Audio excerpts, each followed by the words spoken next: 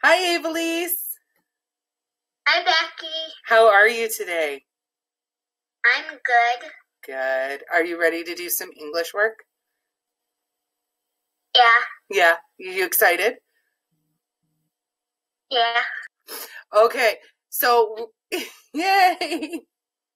Okay. So we're going to get started. We're going to switch to the notebook, okay? Okay.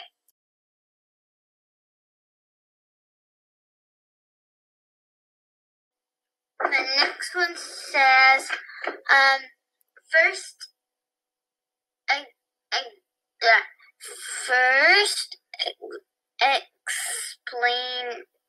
explain my grandpa.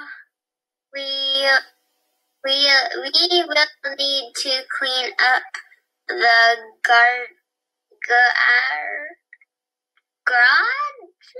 You got it. Exactly. First, explained my grandpa, we will need to clean up the garage. Now, this one's a little bit different. Do you see the word in?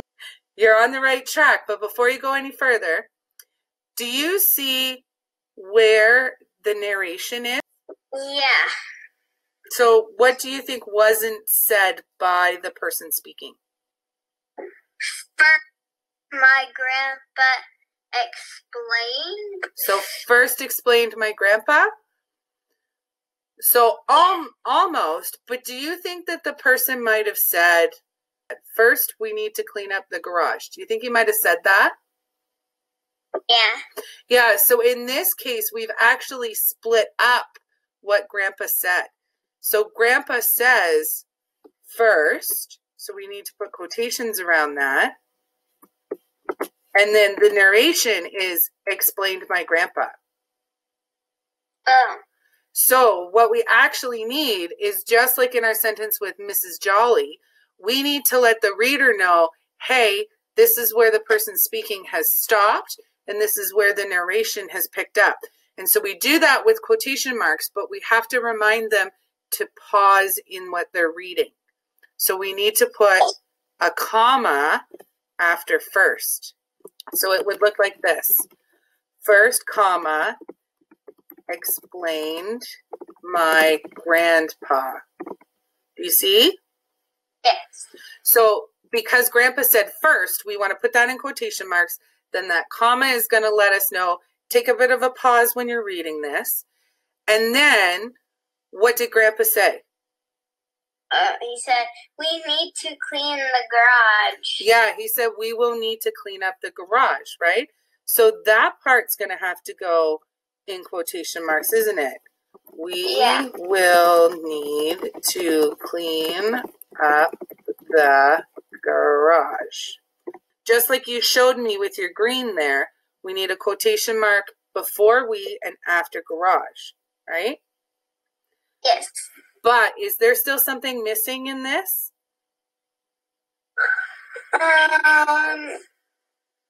Yes. What are we missing?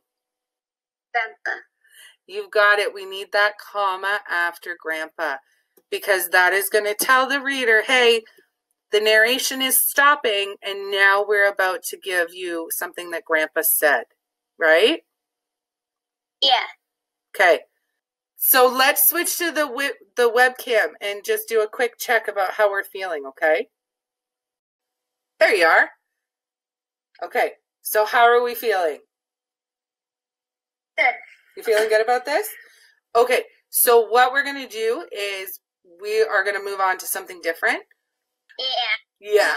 Okay. Let's switch back to the notebook so we can see what we need to read, okay? All right. Yes. So what's this story called? My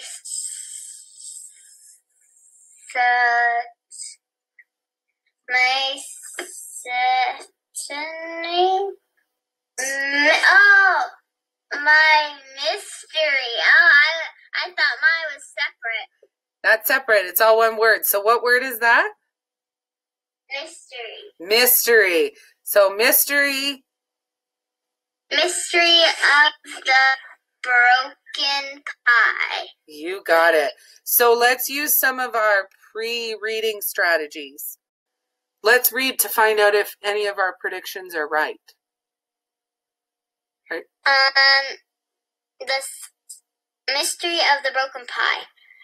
The sun was shining on a spring grass. Not spring. It was sparkling grass.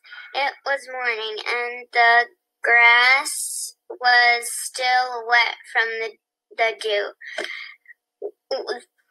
We were excited to see the sunshine after days of rain. Suddenly.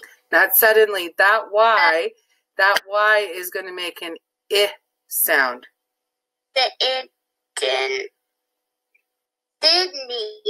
Sydney.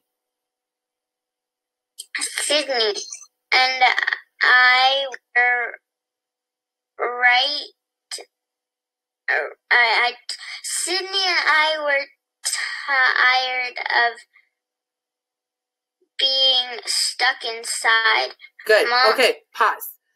So, good job. So we had a little bit of trouble with Sydney. So what do we do when we get stuck? And we stop and think about what we just read to make sure that we remember it, right? So what is happening so far in the story? The sun was shining after lots of rainy days, and they didn't want to be stuck inside. Perfect. Good. All right. So let's take a look back at some of our predictions. So you had said, based on the title and the picture, that a girl finds a broken pie under her bed. Were we right about that? No. You had said that it will be a mystery story. Were we right about that? Yes. We were right about that. Good. And then you said that the mystery that they'll have to solve is to find the pie. No. What mystery did they actually have to solve? To find who ate the pie. Yeah, who ate the pie? Who made it such a mess? Good. Okay, so I do have some questions for you about this story, but we've run out of time. So I will send those along to Mom, and you can work on those later. So how do you feel about your reading today? Good. Yeah, thumbs up? I feel double thumbs up. I think you did an excellent job. That was the hardest story that we've read so far, and it had some really tricky words in it, and you did a really good job with them. You also did a really good job understanding what the story was about. So A+ for you, double thumbs up today. I'm super proud of you today. Okay. All right. So I will see you guys on Sunday, and we'll work on math, okay? Great, Becky. Thank you. Okay, you're welcome. Bye, guys. Have a good week. Bye. Bye. Bye.